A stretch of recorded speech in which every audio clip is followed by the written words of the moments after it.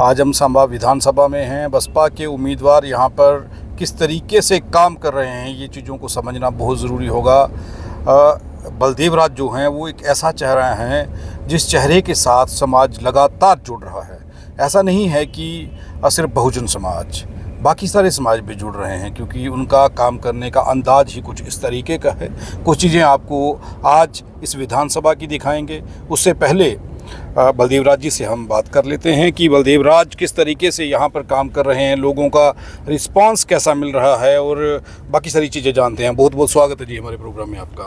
Thank you संसार जी। आज तकरीबन कितने दिन हो गए लोगों के पास जाते हुए, और लोग अब क्या कह रहे हैं दूसरी पार्टियों के लिए, जिस पार्टी का विधायक पहले था उसके लिए, और आपको क्या आश्वासन दे रहे हैं? संसार जी, मुझे तकरीबन कोई महीना हो गया चलते हुए फील्ड में जी। जब से मैं फील्ड में निकला हूँ, जैसे जैसे मैं फील्ड में जाता हूँ मेरी पीड़ा बढ़ती जा रही है।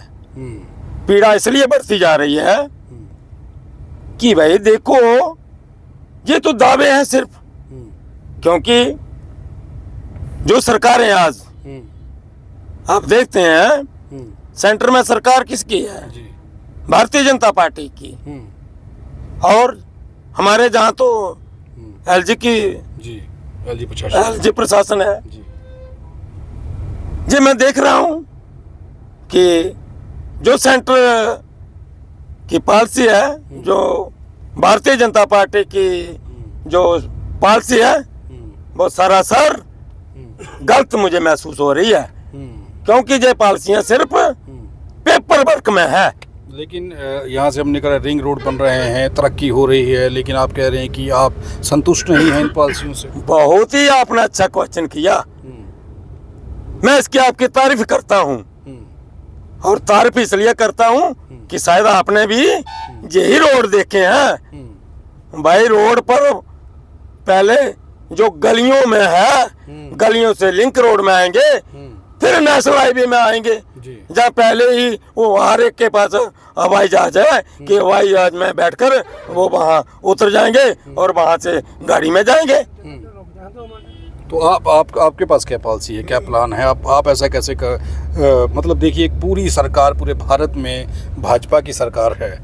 आप ये कह रहे हैं कि सिर्फ ये आप नेशनल हाईवे देख रहे हैं। मान लेते हैं कि नेशनल हाईवे हैं, अगर वो पूरी सरकार ये नहीं कर पा रही तो आप अकेले क्या करेंगे?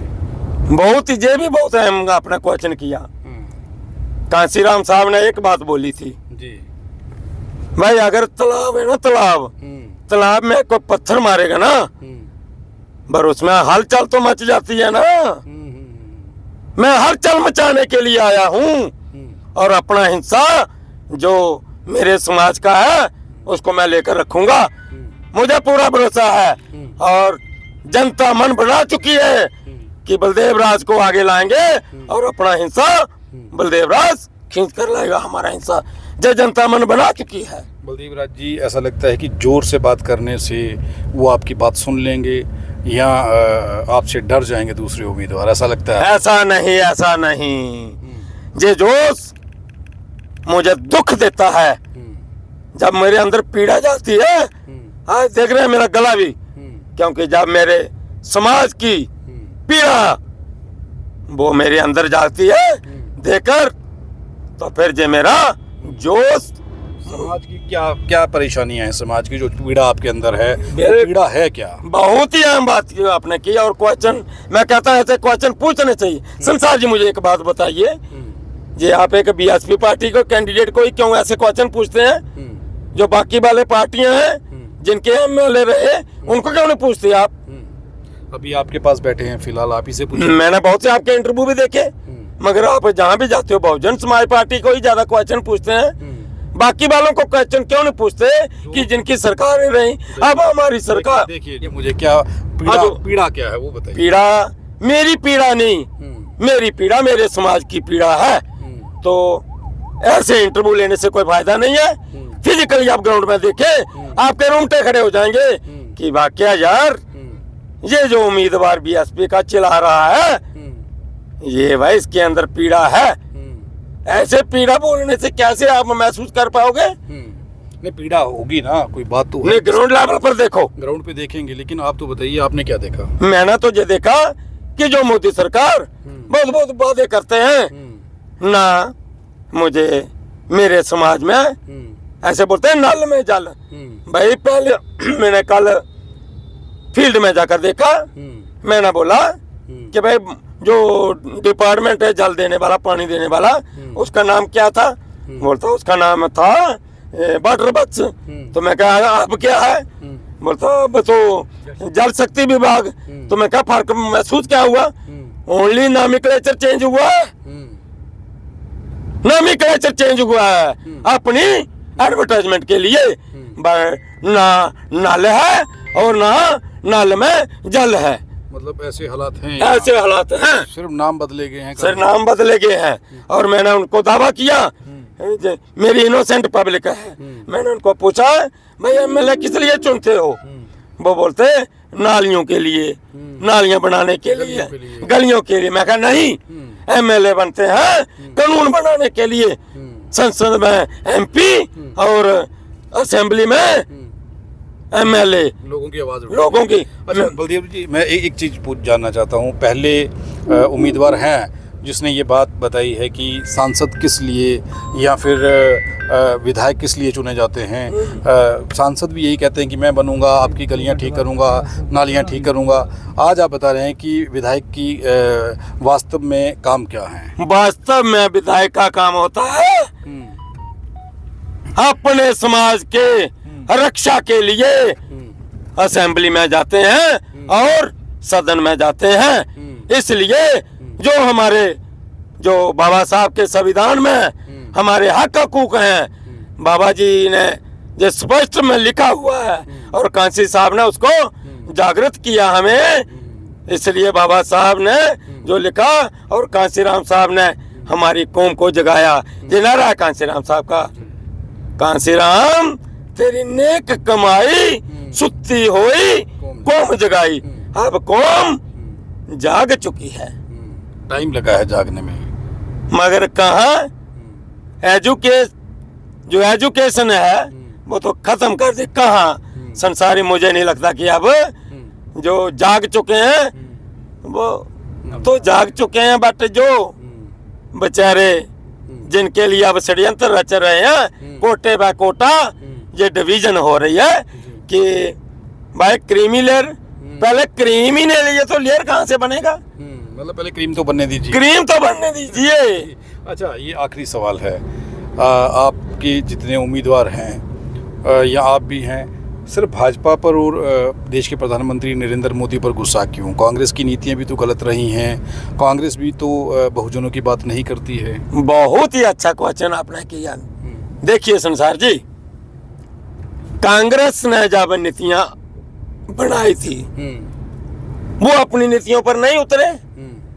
जो हमारे हक हकूक थे, जो संविधान में दिए हुए थे, वो नहीं दिए। तो कांग्रेस का गर्दन किसने, जो कमर किसने तोड़ी? बहुजन समाज पार्टी ने। ठीक है, अगर वो काम करती तो बहुजन समाज पार्टी का सिराम नहीं खड़ा करते। तो फिर जो ये चट्टे बट्टे दोनों एक ही हैं। फिर कांग्रेस के जो वो कहाँ चले गए? बीजेपी है, नोमेनक्लेचर चेंज हो गया। आरएसएस उनको भी चलाती है और आरएसएस उनको भी चलाती है। फर्क क्या बताओ ना। लेकिन बहुजन समाज के लोग तो अब कांग्रेस की ओर भाग रहे हैं। उन्हें लगता है कि ये बदलने से शायद हमें, ये सबसे अहम बात की आपने। देखो, ये जो कांग्रेस है ये षड्यंत्र रचाने वाली पार्टी है। इन्होंने सोचा कि अब भाई ये जनता है, इनको कैसे गुमराह करें। तो ये किस चक्कर में आ गए? भाई आपका संविधान खतरे में है। क्या बोलने लगे कि आपका संविधान खतरे में है। वो जिनका संविधान है, इसका मतलब संविधान हमारा ही है। इसका मतलब संविधान दलितों का ही है, ये गरीबों का ही है। ये जता दिया कि ये संविधान आपका है। इन्होंने हमें अलर्ट कर दिया।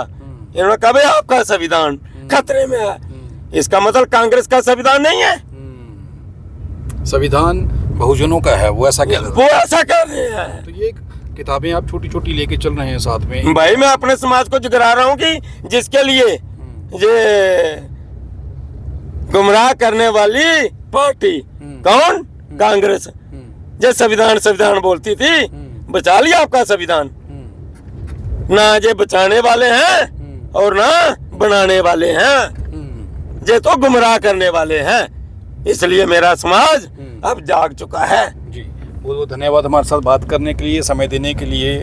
हम जानते हैं कि ये समय बहुत बिजी है इन लोगों के लिए, क्योंकि समाज में जाना है और बहुजन समाज पार्टी है और इनके उम्मीदवार जो रहते हैं उनके पास इतना पैसा नहीं रहता है, इतना मैन पावर नहीं रहता है, काम करना होता है, लोगों तक पहुंचना होता है, क्योंकि उन राजनीतिक पार्टियों की तरह नहीं है जिन राजनीतिक पार्टियों में बिजनेसमैन बैठे हुए हैं जो बिजनेस मैन माइंड से पार्टियों को चलाते हैं। ये गरीबों के लिए काम करने वाले लोग हैं। इनके अंदर की पीड़ा को आपने सुना, बहुजन समाज को लेकर के कितने इनके अंदर जो पीड़ा है और कितने परेशान हैं ये इस वक्त, और क्या बदलाव लाना चाहते हैं, क्या नीतियाँ बहुजन समाज पार्टी बनाना चाहती है, उनके उम्मीदवार बनाना चाहते हैं। और यहाँ से एक अंदाज़ा आपने लगा लिया होगा कि सिर्फ प्रधानमंत्री नरेंद्र मोदी ही नहीं, कांग्रेस को भी ये उसकी असलियत दिखा रहे हैं।